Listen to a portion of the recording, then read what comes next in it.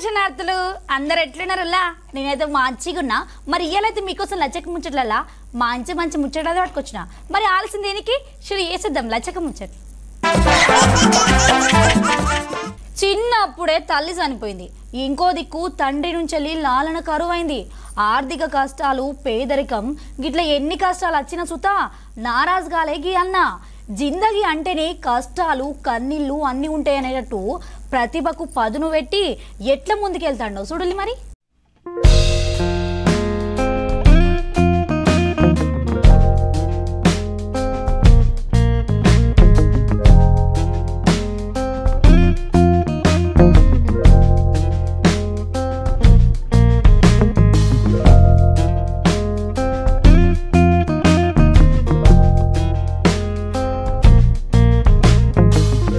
చిన్నప్పుడే తల్లి చనిపోయింది ఇంకో దిక్కు తండ్రి నుంచి వెళ్ళి లాలన సుత కరువైంది ఆర్థిక కష్టాలు పేదరికం గిట్లా ఎన్ని కష్టాలు వచ్చినా సుత నారాజు కాలేగి తమ్ముడు జిందగీ అంటేనే కష్టాలు కన్నీళ్ళు అన్నీ ఉంటాయనేటట్టు ప్రతిభకు వదిలిపెట్టి ఎట్లా రాణిస్తాడో చూడుర్రి చూడముచ్చటైన బొమ్మలు వేసుకుంటా వారే వా అనిపించుకుంటాడు యోగిడ గానొస్తున్న ఈ తమ్ముడు చిన్నప్పుడు ఆయన సాయితగాళ్ళను చూసి చిత్రకళ మీద కాయి పెంచుకున్నాడు నేర్పించేటో లేకపోయినా సుధా శ్రద్ధ పెట్టి బొమ్మలేసు ప్రయత్నం చేస్తూనే ఉండేదట గిట్లా ఎప్పటికీ కష్టపడి ప్రతిభకు పదును పెట్టి తీరు కర్రలలో రాటుదేలిండు ఈ తమ్ముడు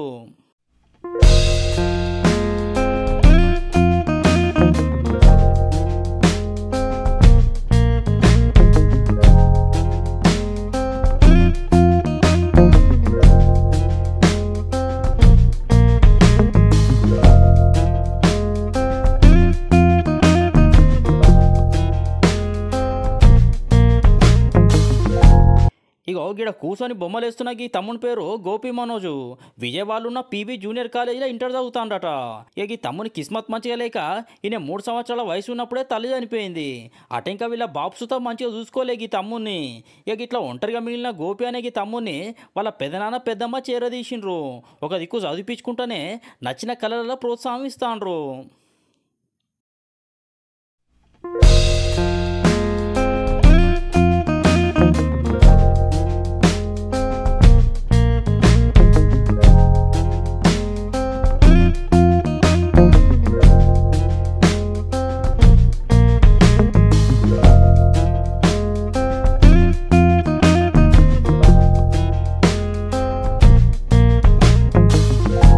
చిన్నప్పుడు చదువుకునే టైంలో తోటి పిల్లల్ని చూసి చిత్రలేఖనం మీద కాయి పెంచుకున్నాడట బొమ్మలేసుడు చక్కగా రాకున్నా సుత ఏదో ఒకటి గీసుకుంటూనే ఉండేదట మొదలు లాక్డౌన్ టైంలోనైతే పెన్సిల్తోని బొమ్మలేసుడు అలవాటు చేసుకున్నాడు గిట్లా ఎప్పటికి ప్రయత్నం చేయబట్టి చేదిరిగిన కళాకారుని లెక్క ప్రకృతి బొమ్మలు జాతీయ నాయకుల బొమ్మలు అట్లనే శాస్త్రవేత్తల బొమ్మలు గీసుకుంటా అందరితోని శభాష్ అనిపించుకుంటాడు నేను చిన్నప్పటి నుంచి డ్రాయింగ్ స్టార్ట్ చేశాను అప్పుడు ఏ క్లాస్ అంటే ఎల్కేజీలో మా ఫ్రెండ్స్ నా పక్కన కూర్చొని వేస్తూ ఉండేవాళ్ళు నాకు మాత్రం డ్రాయింగ్ వచ్చేది కాదు అయితే నేను యూకేజీలో ఉన్నప్పుడు ఇంకా నేర్చుకుందామని నేను ట్రై చేశాను అయినా రాలా అయితే మా ఫ్రెండ్స్ వేస్తున్నారు డ్రాయింగ్స్ అయితే నాకు రాలేదని నేను ఎందుకు నేర్చుకోకూడదని ప్రాక్టీస్ చేశాను డైలీ ప్రాక్టీస్ చేసాను డ్రాయింగ్ని అలా ఒకరోజు లాక్డౌన్ వచ్చింది లాక్డౌన్లో ఇంకా డేకి 5 అలా డ్రాయింగ్స్ వేసేవాడిని అయితే అప్పుడు బాగా ఇంప్రూవ్ అవడం జరిగింది నేను పెన్సిల్ షేడింగ్లో బాగా ఎక్స్పీరియన్స్ ఉంది అవి ఆ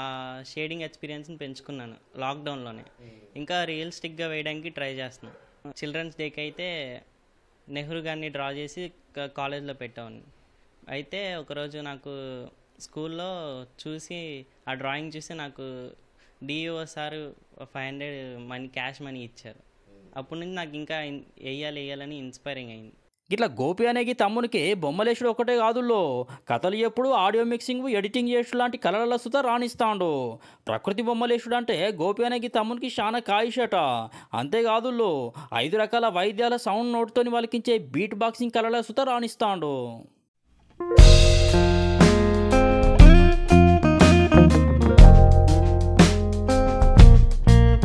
నాకు బాగా ఇష్టమైంది ఏంటంటే పెన్సిల్ షేడింగ్తో రియలిస్టిక్గా వేస్తారు కదా సార్ అచ్చం 3D ఆర్ట్ లాగా వస్తాయి కదా అలా వేయాలని స్టిల్ లైఫ్ ఆర్ట్ ఎక్కువ స్టిల్ లైఫ్ ఆర్ట్ వేస్తాను ఎక్కువ ఫేస్ పోర్ట్రేట్స్ అయితే ఇంకా బాగా ఇంట్రెస్ట్ డైలీ 1 అవర్ డ్రాయింగ్ వేస్తా అయితే నేను స్టడీస్ చదువుకున్నప్పుడు ఎగ్జామ్స్ ఉన్నప్పుడు అయితే వీక్లీ వన్స్ ప్రతి సండే పట్టుకునేవాడిని డ్రాయింగ్. ప్లస్ నేను వీడియో ఎడిటింగ్ చేస్తాను, plus audio mixing, video editing and digital portraits అవి కూడా చేస్తాను. నాకు వీడియో ఎడిటింగ్లో 6 years ఎక్స్పీరియన్స్ ఉంది. అండ్ బీట్ బాక్సింగ్ కూడా నేను ఒకరోజు యూట్యూబ్లో చూస్తుంటే ఒకళ్ళు వచ్చారు, వాళ్ళు చేస్తున్నారు, అయితే ఇలా కూడా ఉంటుందా అని ఒకసారి యూట్యూబ్లో చెక్ చేస్తే అప్పుడు ట్యూటోరియల్స్ అని ఉన్నాయి, ఓన్లీ 3 బేసిక్స్. ఆ బేసిక్స్ నేర్చుకొని మిగతాది మొత్తం నా క్రియేటివిటీ వాడి యూజ్ చేసుకుని ఒక పక్కన చదువుకుంటా జాబ్ చేసుకుంటా దీన్ని హాబీగా తీసుకొని ముందుకెళ్దాం అనుకుంటున్నాను సార్. నేను మంచి చిత్రకారుడిగా అండ్ బీట్ బాక్సర్గా ఉందామని ఫ్యూచర్లో అనుకుంటున్నాను సార్. జిల్లా రాష్ట్ర స్థాయిలో జరిగిన శానా పోటీలల్లో బహుమతులు సుతా అందుకున్నాడు తమ్ముడు. ఇక నిరుటేదాది తెలుగు భాషా దినోత్సవం సందర్భంగా పెట్టిన చిత్రలేఖనం పోటీల ఫస్ట్ ప్రైజ్ కొట్టిండు. అట్లనే జాతీయ స్థాయి స్పేరో ఆర్ట్ పోటీల సుతా సత్తా చాటిండులో.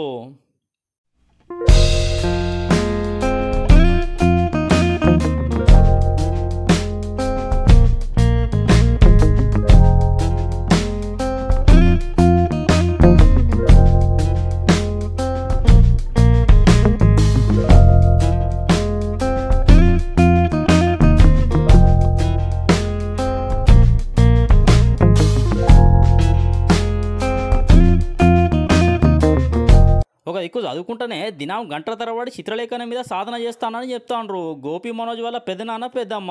ఇక దీనికోసం ఎప్పుడు అడ్డు చెప్పకుండా మేము దానికి ప్రోత్సాహం ఇస్తామని చెప్తాండ్రు. చదువుకుంటానంటే ఇక మా దగ్గర ఉంచాం, వాళ్ళ నాన్న కూడా పట్టించుకోవట్లేదు, వాళ్ళ అమ్మ లేదు అతనికి. ఇక మేమే తల్లిదండ్రులుగా అతను పోషిస్తున్నాము. అతను ఆర్ట్లో బాగున్నాడని చెప్పి ఏదైతే అతనికి నచ్చిద్దో దాన్నే చేయమన్నాం, మేము బలవంతం ఏం చేయలేదు. అతనికి దానిలోనే రాణిస్తున్నాడు. ఏ పోటీలు ఉన్నా నేను తీసుకెళ్ళగలిగితే తీసుకెళ్తాను, లేకపోతే అతనే వెళ్తాడు. దానికి కావాల్సిన మనం ఏర్పాట్లు చేస్తే సరిపోతుంది. కాలేజీ నుంచి రాగానే ఇక అదే పని, ఎందుకంటే మాకు దాని గురించి తెలియనప్పుడు మనం దాన్ని మాట్లాడుతున్నందుకు తెలిసింది అడిగే కనుక చేసుకుంటూ ఉంటాడు.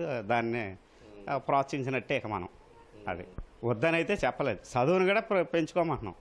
ఆర్ట్ అంటే బాగా ఇష్టం అండి బాబుకి, మేము అది వద్దనం. కాకపోతే అదే కాకుండా చదువు మీద కూడా దృష్టి పెట్టమని చెప్తున్నాము. సరే పెద్దమ్మ అని చెప్తాడు.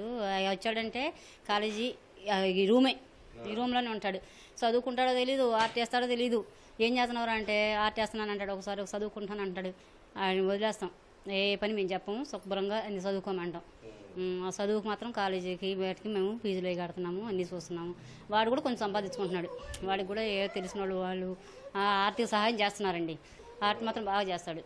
ఇప్పుడు మనం నిల్చున్న మనిషిని అలా బొమ్మ ఏమంటే చేస్తాడు, బాగా చేస్తాడు.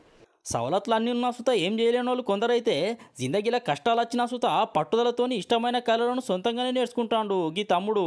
భవిష్యత్తులో మంచి చిత్రకారునిగా పేరు తెచ్చుకుంటా అంటాడు.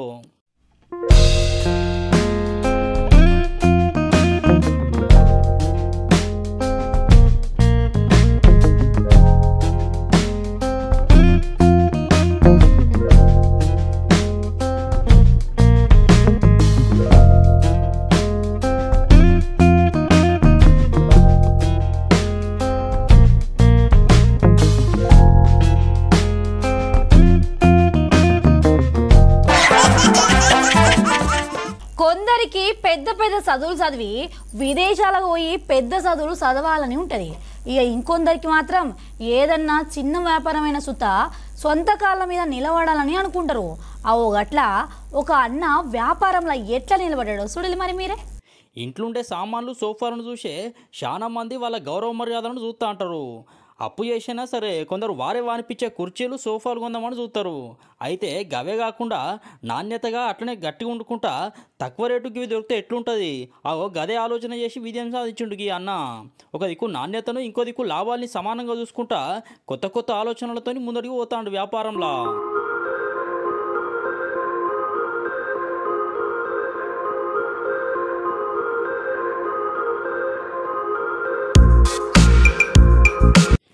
గీ అన్న పేరు పట్ట సందీప్ కుమారు, విజయనగరంలో ఉంటాడట.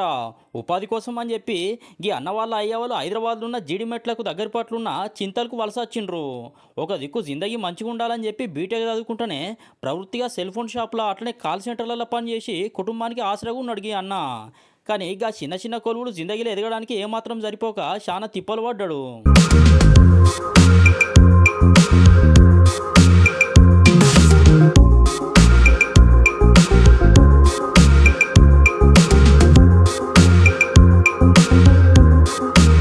ఇక అటెంక బీటెక్ చదువు పూర్తి చేసినాక మిత్రుడు సతీష్ అనేటైన సలహాతోని వ్యాపారం చేసే ఆలోచన చేసిండు. ఇక ఈ అన్న ఫర్నిచర్ మార్కెట్ మీద ఒక పట్టు సాధించిండు. గిట్లా దాని మీద ఒక నమ్మకం వచ్చినాక ధైర్యం చేసి 2019 సంవత్సరంలో ఏదకు 20 లక్షల రూపాయల పెట్టుబడితోని జీడిమెట్లలో ఒక కంపెనీ చాలు చేసిండు. ఇక కొన్ని రోజులకే మాయదారి కరోనా రోగం రావడంతో లక్షల రూపాయలలో నష్టపోయిందట. అయినా దాన్ని తట్టుకొని నిలబడ్డాడు. ఆయన దోస్తు సతీష్, వీళ్ళ తమ్ముడు రోహిత్ కుమార్, అట్లనే ఇంకో దోస్తు సాదిక్లు ఈ అన్న ప్రయాణంలో తోడుగా ఉన్నారని చెప్తాను అన్న. అంతే నానే మొబైల్ షాప్స్ అలా ఉండేటివి. ఇక తర్వాత ఇక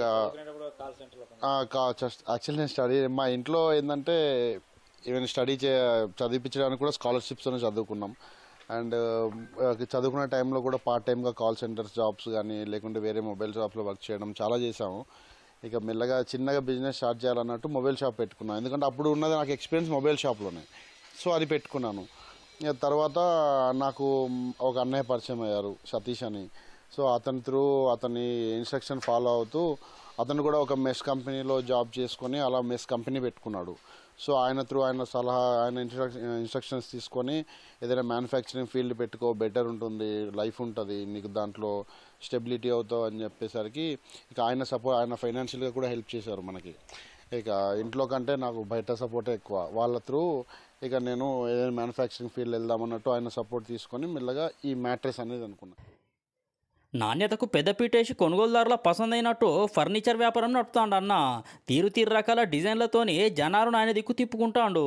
ఇక్కడనే తయారు చేసి అమ్ముతాడు వీటిని. జనాలు సుత మెచ్చడంతో పటాన్ చెరువు, కూకట్పల్లి, గండిమైసమ్మ లాంటి ఏరియాలలో సుత వీటిని పెట్టిండు.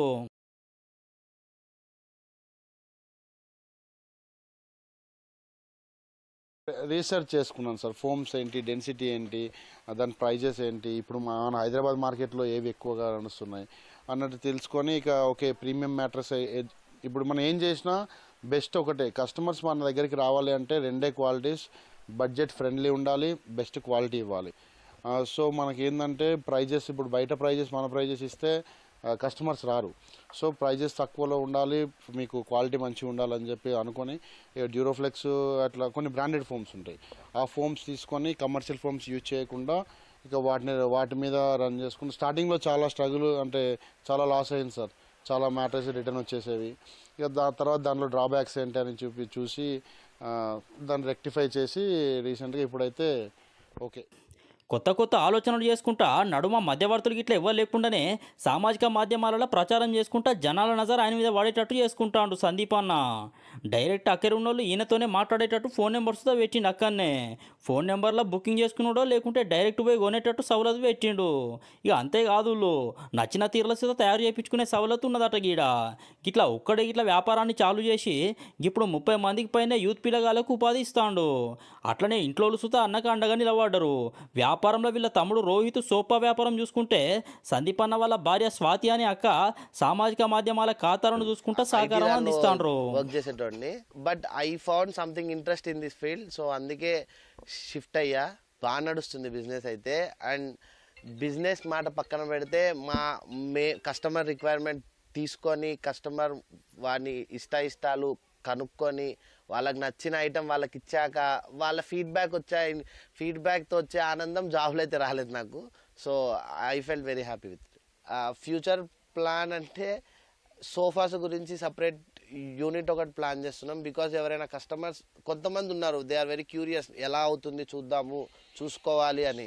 వాళ్ళు వచ్చినప్పుడు వాళ్ళకి ఒక ఫ్రెండ్లీ అట్మాస్ఫియర్ ఉండాలి, వాళ్ళకి అర్థం కావాలి. And we are expanding our team. So ఎవరైనా వచ్చినా సరే వాళ్ళని హాస్పిటాలిటీగా రిసీవ్ చేసుకొని వాళ్ళకి అట్లీస్ట్ చూపించడానికి, సార్ మీ సోఫా ఇది, లేకపోతే మీది ఇలా ఉంటుంది, మీ స్ట్రక్చర్ ఇలా ఉంది, ఈ వుడ్ ఇది. So we are planning to show everything. So customer వచ్చేసి మన దగ్గరకు వచ్చేసి మ్యాట్రెస్ గురించి అడిగినప్పుడు మనం దాని గురించి కంఫర్ట్, బడ్జెట్, వాళ్ళకి తగ్గట్టు బడ్జెట్లో మనము చెప్తాము. వాళ్ళ దగ్గరుండి చేయించుకొని వెళ్తారు. లేదా దూరంలో ఉన్న వీడియో కాల్ ఆప్షన్ కూడా ఉంటుంది. మనం వాళ్ళ ట్రాన్స్పోర్ట్లో వేస్తాము దగ్గరుండి. అండ్ రీచ్ అయినాక కూడా కాల్ చేసి మరీ అడుగుతాం, ఫీడ్బ్యాక్ తీసుకుంటాం కస్టమర్స్తో. ఇంకా వీడియోలు తీసి పోస్ట్ చేయడము ఇన్స్టాగ్రామ్లో అవన్నీ చూసుకుంటూ ఉంటాను. అండ్ యూట్యూబ్లో కూడా. నాణ్యత విషయంలో ఎక్కడ సుత తగ్గకుండా జనాలు మెచ్చేటట్టు ఫర్నిచర్ రంగంలో రాణిస్తాడు సందీప్ అనేగి అన్న. థాయిలాండ్ లాంటి దేశాలకు వెళ్ళి ముడి సరుకులు తెప్పించుకుంటాడట.